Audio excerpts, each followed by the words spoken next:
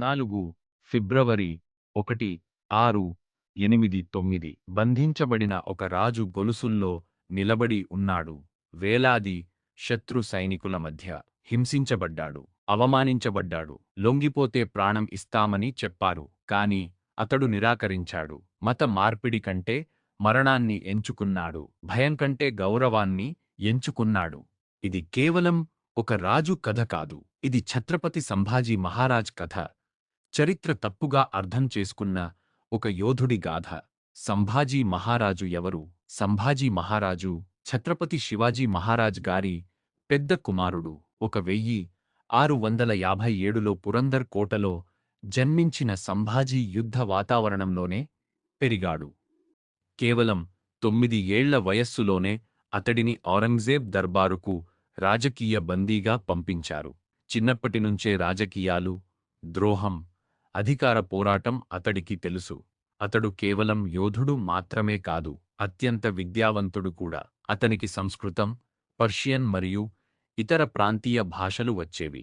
అతడు బుధభూషణం అనే సంస్కృత గ్రంథాన్ని కూడా రచించాడు. శివాజీ మహారాజు మరణం తరువాత 1680లో శివాజీ మహారాజు మరణించిన తరువాత మరాఠా సామ్రాజ్యంలో అంతర్గత విభేదాలు ప్రారంభమయ్యాయి. కొంతమంది మంత్రులు అతని తమ్ముడు రాజారాంను సింహాసనంపై కూర్చోబెట్టాలని ప్రయత్నించారు. కాని సంభాజీ తన సామర్థ్యాన్ని నిరూపించాడు. అతడు అధికారాన్ని చేపట్టాడు. మరాఠా సామ్రాజ్యానికి రెండవ ఛత్రపతిగా అయ్యాడు. అప్పటినుండి భారత చరిత్రలో అత్యంత కఠినమైన కాలం ప్రారంభమైంది. ఔరంగజేబ్పై యుద్ధం. ఔరంగజేబ్ స్వయంగా భారీ మొఘల్ సేనతో దక్కన్ ప్రాంతానికి వచ్చాడు. అతని లక్ష్యం మరాఠా సామ్రాజ్యాన్ని పూర్తిగా నాశనం చేయడం. 1680 నుండి 1689 వరకు నిరంతరం 9 సంవత్సరాలు సంభాజీ మహారాజు యుద్ధం చేశాడు.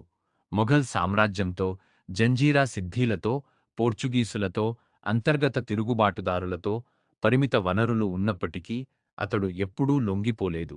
అతడు ఆకస్మిక దాడులు చేశాడు, గెరిల్లా యుద్ధ విధానాన్ని ఉపయోగించాడు, కోటలను ధైర్యంగా రక్షించాడు. ఔరంగజేబ్ సులభ విజయం ఆశించాడు, కాని అతని జీవితంలోనే అత్యంత కఠినమైన యుద్ధాన్ని ఎదుర్కొన్నాడు. పట్టుబడటం మరియు వీరమరణం. 1689లో సంగమేశ్వర్ సమీపంలో ద్రోహం వల్ల సంభాజీ మహారాజు పట్టుబడ్డాడు. అతడిని ఔరంగజేబ్ ఎదుటికి తీసుకువచ్చారు.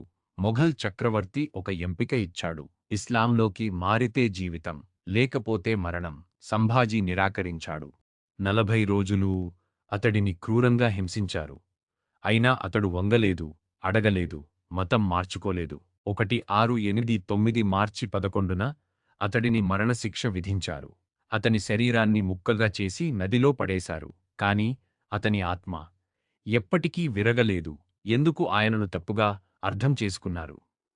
చాలా సంవత్సరాల పాటు మొఘల్ వృత్తాంతాలు మరియు కొంతమంది పక్షపాత చరిత్రకారులు అతడిని అజాగ్రత్తగా, నిర్లక్ష్యంగా బాధ్యతలేని రాజుగా వర్ణించారు.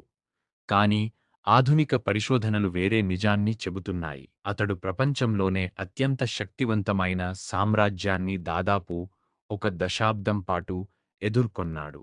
స్వరాజ్యాన్ని రక్షించాడు. భవిష్యత్తు మరాఠా ప్రతిఘటనకు ప్రేరణ ఇచ్చాడు. అతని మరణం తరువాత మరాఠాలు కూలిపోలేదు, వాళ్ళు మరింత బలంగా ఎదిగారు. చివరికి మొఘల్ సామ్రాజ్యం క్షీణించడం ప్రారంభమైంది. దానికి సంభాజీ కాలంలో ప్రారంభమైన దీర్ఘ దక్కన్ యుద్ధం కూడా ఒక కారణం. ఆయన వారసత్వం. సంభాజీ మహారాజు ప్రతిఘటన లేకపోతే మరాఠా సామ్రాజ్యం నిలిచి ఉండకపోయి ఉండేది. తరువాతి పాలకులు అయిన రాజారాం దియహన్ మరియు షాహు పరాటాన్ని కొనసాగించారు. 18వ శతాబ్దంలో మరాఠాలు భారతదేశంలో అత్యంత శక్తివంతమైన శక్తిగా ఎదిగారు. సంభాజీ మహారాజు బలహీనుడు కాదు, అతడు నిర్భయుడు. అతడు నిర్లక్ష్యుడు కాదు, అతడు రాజీపడని యోధుడు. అతడు జీవితం కంటే ధర్మాన్ని ఎంచుకున్నాడు. చరిత్రను ఎక్కువగా విజేతలే రాస్తారు, కాని కొన్నిసార్లు లొంగిపోని వారే నిజమైన వీరులు. ఛత్రపతి సంభాజీ మహారాజు ఓడిపోలేదు. అతడు త్యాగం చేశాడు. ఆ త్యాగం వల్లే స్వరాజ్యం నిలిచింది. జై భవానీ! జై శివాజీ!